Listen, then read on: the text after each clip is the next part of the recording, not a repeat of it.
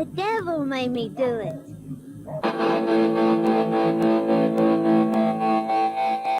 Hello there, viewer. You may have heard of Capcom vs. SNK, but have you ever heard of SNK vs. Capcom? And no, it's not the same thing. It is very slightly different. Lots of good things have verses in the title. SNK vs. Capcom, Kenny vs. Spenny, Brown vs. Board of Education. Yeah, Brown vs. Board of Education is my favorite fighting game.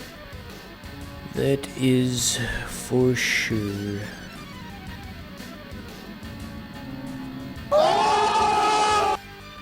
So yeah, that last guy was Mr. Karate. He's an SNK character. I don't think he originates from Fatal Fury. I'm assuming maybe KOF. Wow, look at all these characters. For Neo Geo standards, this is some crazy stuff. Hardware from 1990. And they just managed to take all these characters and shove them right up in there. Kudos to you, SNK.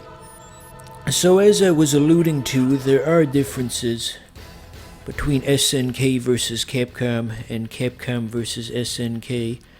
Let's go, Beanpole. Remember those Reese's Puffs commercials where the kid would say, "Sodium Beanpole"? Why did he say that? There was even a GameSpot thread, somebody asked that exact question. Why did he fucking say that? And nobody could answer it. But yes, differences between Capcom versus SNK and whatever. The difference is you gotta look for which company's name is listed first, and that tells you who made the game. So in this case, this one was made by SNK, and Capcom just provided an advisory role, if you will. I think the general consensus seems to be that the Capcom half of this franchise is perhaps just a bit better. At least that's what the GameSat guy thinks. I saw his review of this and he was complaining that the AI was too hard. Well, maybe you just gotta get good, Joe Redifer from GameSat. Maybe you just gotta get good.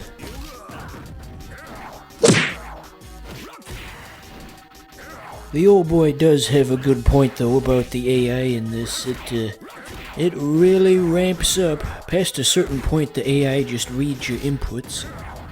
You know about reading inputs, don't you, dear viewer, where the game can basically just automatically make the computer do something whenever you do something. The game will say, okay, you went up, so I'm gonna do this. It's just an automatic response as soon as you, the player, make a move. It's like something you'd see in like a bad anime or something, like, he knows every move I'm going to do before I can even do it. You know how it goes, you know the rhythm of such things. The grabs in this are kind of difficult to land. There's two variations on that move where Dawson bends over and has his stretchy arms. There's the one where his arm's straight, the other one where it's wavy, and the wavy one's better if you can get it because the individual waves will do multiple hits. Multiple hits you see, dear viewer. Yeah, take that, Jerry. Jerry! Oh my god.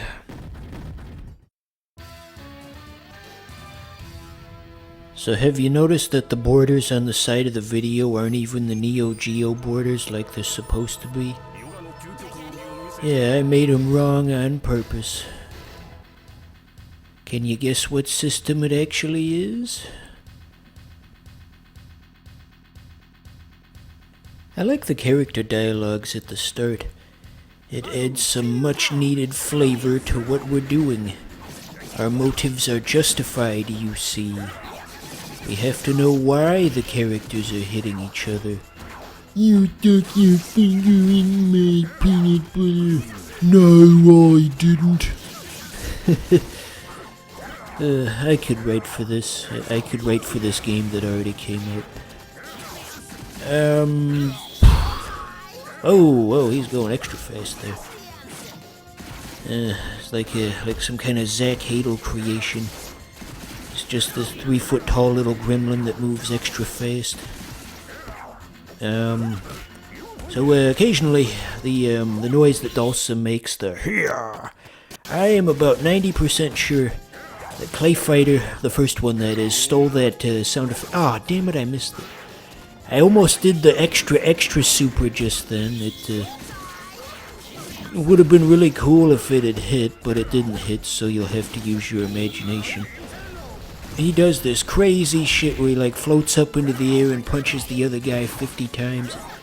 Would have been the coolest thing ever, but it didn't get filmed, unfortunately.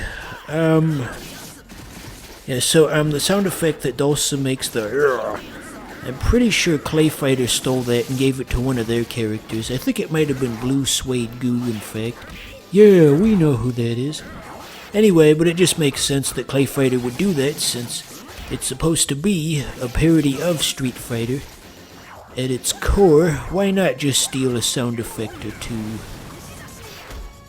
I guess there was sort of a tradition of them being kind of loose with copyright stuff, because Clay Fighter 64, they had a level where the background, it was just straight up the Haunted Mansion ride from Disney World. Like, they didn't even change anything. It was...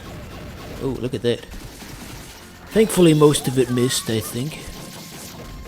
Look at how easily the AI can just throw out these once-in-a-lifetime specials. And it's only gonna get worse from here, folks. Just the most unfair shit you have ever seen. Ew, why'd they call it that? Look out, viewer, it's Sickle and Chain Barnaby. Not a reference I would expect anybody watching this to know. But yeah, they just totally ripped off the Haunted Mansion ride in Clay Fighter 64. We're about at the tipping point with the AI. I haven't even hit him once. You would think, since our guy is what the pros call a zoner, that this would be an easy fight for him, because we've got an easy target, or a large target, I should say, that we can easily push back. But there are other reasons that make this unfair. Like that super you saw at the beginning, there was no way to dodge that.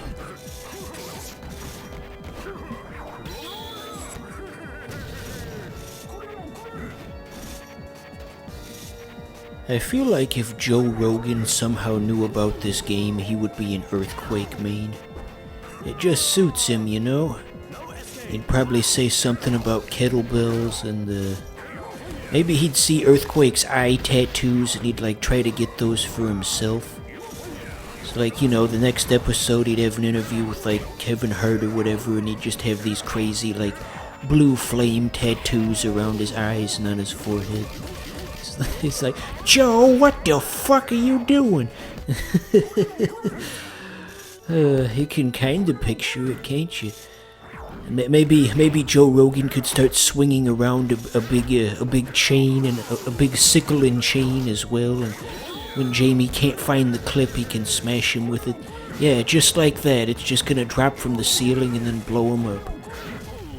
Yeah. Fucking hell. What's this then? Is this all you got? I don't know if he's actually British, but I'm just taking a creative liberty there. I guess we can at least look at other characters. Show off some cool moves, as it were. I don't think it's really the smartest of ideas.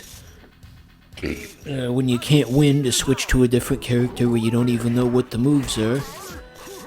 But we have to try. Just like that song.